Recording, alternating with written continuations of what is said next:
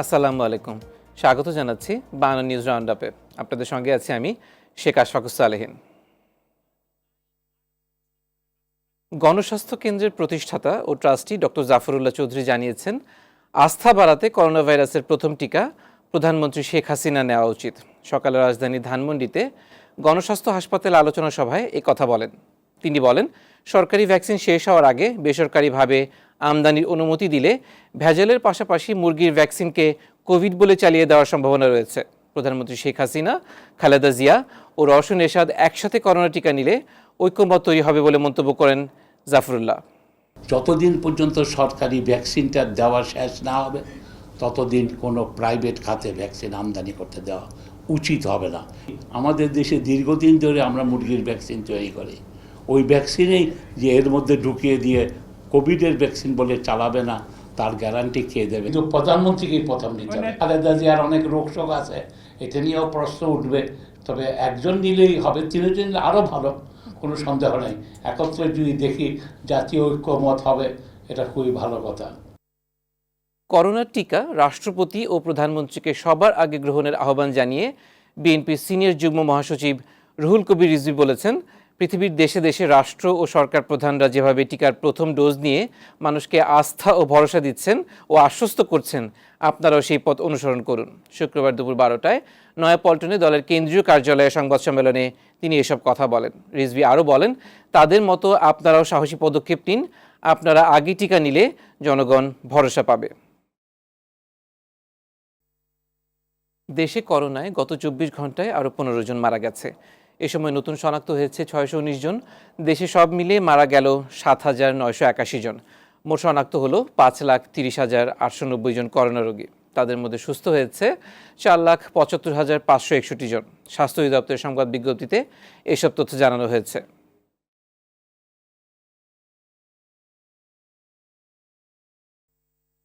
দ্বিতীয় দিনের মতো রাজধানীর মিরপুর 11-র 4 নম্বর সড়কে উচ্ছেদ অভিযান করে ঢাকা উত্তর সিটি কর্পোরেশন। সকালে আইনশৃঙ্খলা রক্ষাকারী বাহিনীর উপস্থিতিতে এই অভিযান শুরু হয়।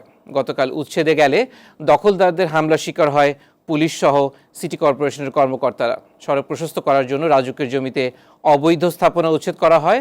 সিটি কর্পোরেশনের কর্মকর্তারা জানিয়েছেন, গতকাল যেসব ভবন অর্ধ ভাঙা ছিল আজ তা সম্পূর্ণভাবে ভাঙা হবে। বাজারে শীতকালীন সবজির পর্যাপ্ত সরবরাহ থাকায় দাম কমলেও বেড়েছে সকল প্রকার তেল ও চিনির দাম। সপ্তাহের ব্যবধানে কেজিতে 7 টাকা বেড়েছে তেলের দাম, চিনি বেড়েছে কেজিতে 6 টাকা করে। এদিকে সব ধরনের চালের দামও অপরিবর্তিত রয়েছে। ব্যবসায়ীদের অভিযোগ, তেল ও চিনি উৎপাদনকারী প্রতিষ্ঠানগুলো দাম বাড়িয়ে দেওয়ায় ডিলারদের কাছ থেকে বেশি দামে কিনতে হচ্ছে।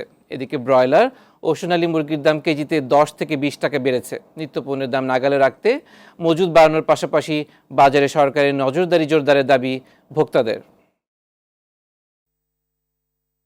নদী ভাঙন স্থায়ীভাবে রোধ করতে ডেল্টা প্ল্যান অনুসারে কাজ করবে সরকার, জানিয়েছেন পানি সম্পদ উপমন্ত্রী AKM এনামুল হক শামীম। সকালে শরীয়তপুরে পদ্মার ডান্তির রক্ষাবাদ প্রকল্প কাজের অগ্রগতি দেখতে এসে এসব কথা বলেন তিনি। উপমন্ত্রী বলেন, এ প্রকল্পের কাজ দ্রুত এগিয়ে চলছে। আগামী বর্ষার আগেই অধিকাংশ কাজ শেষ হবে।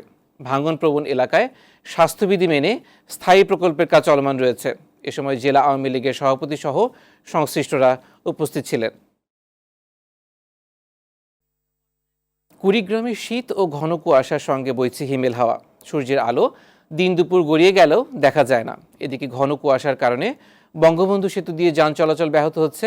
এতে বঙ্গবন্ধু সেতু পূর্ব পাড় থেকে টাঙ্গাইল বাইপাস পর্যন্ত এবং সেতুর পশ্চিম সংযোগ সড়ক থেকে সিরাজগঞ্জ রোড পর্যন্ত 55 কিলোমিটার এলাকা জুড়ে যানজটের সৃষ্টি হয়েছে। সেতু কর্তৃপক্ষ জানায়, ঘন কুয়াশার কারণে সেতুর দুই পাশে যানবাহন আটকা পড়ে গাড়ির দীর্ঘ সারির সৃষ্টি হয়েছে।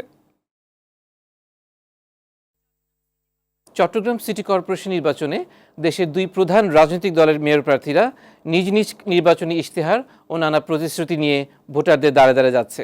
বিএনপির মেয়র প্রার্থী ডক্টর শাহাদাত হোসেন ছুটির দিন সকালে রাহাত্তারপুল এলাকায় গণসংযোগ করেছেন। সুষ্ঠু গ্রহণযোগ্য নির্বাচন না হলে চট্টগ্রাম থেকে সরকার পতনের আন্দোলন শুরু হবে বলেও হুঁশিয়ারি করেন তিনি।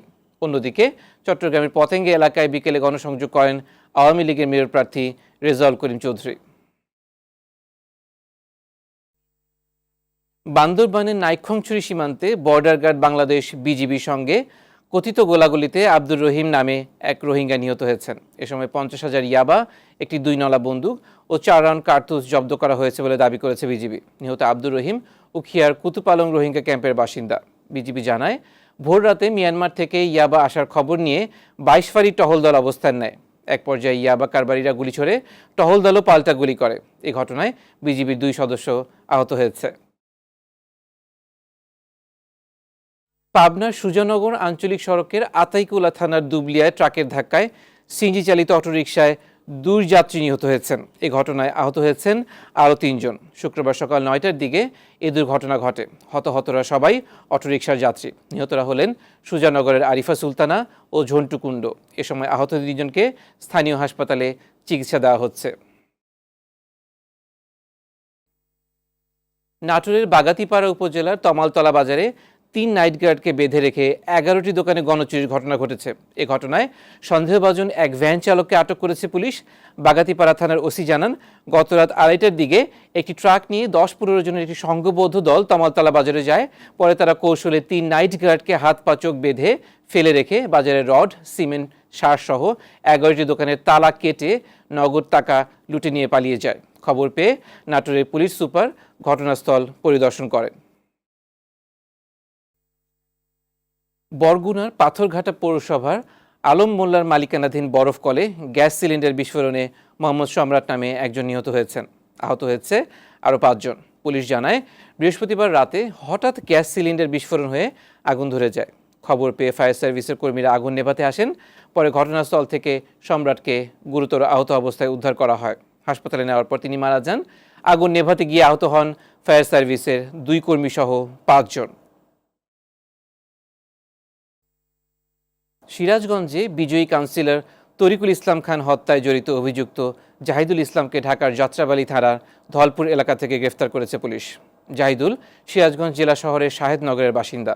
সকালে সিরাজগঞ্জ সদর থানা চত্বরে সংবাদ সম্মেলনে পুলিশ তাকে গ্রেফতারের বিষয়টি নিশ্চিত করেন। প্রাথমিক জিজ্ঞাসাবাদে জাহিদুল জানায়, সে উট পাখি প্রতীকে প্রতিদ্বন্দ্বিতাকারী শাহাদাত হোসেনের সমর্থক। পূর্ব পরিকল্পনা অনুযায়ী তরিকুলের উপর হামলা করা হয় বলে জানায় সে। 16 জানুয়ারি সিরাজগঞ্জ পৌরসভা নির্বাচনের দিন তরিকুলকে হত্যা করা হয়।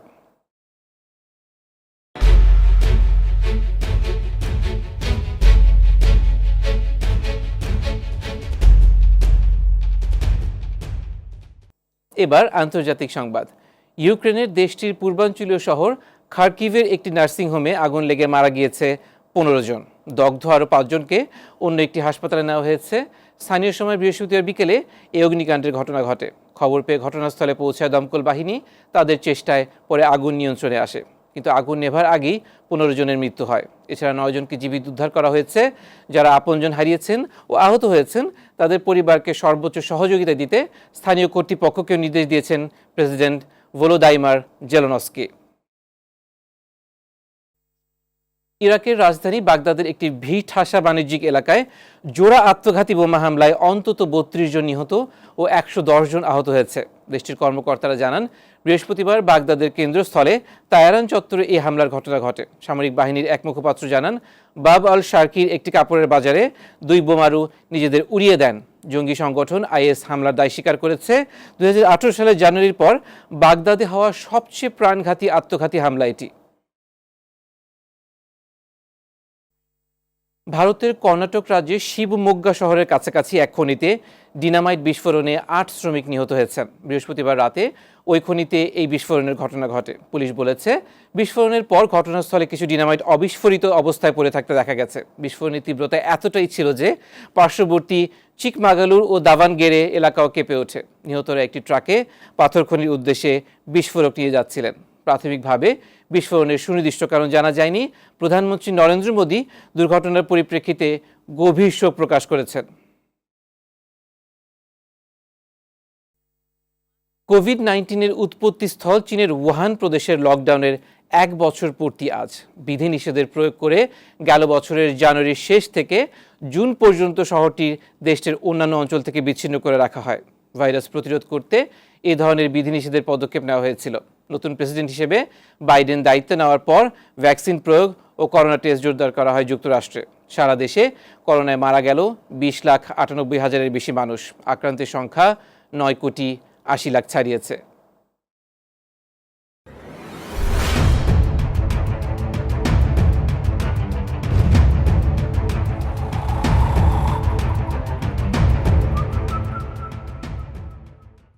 এবার খেলার সংবাদ।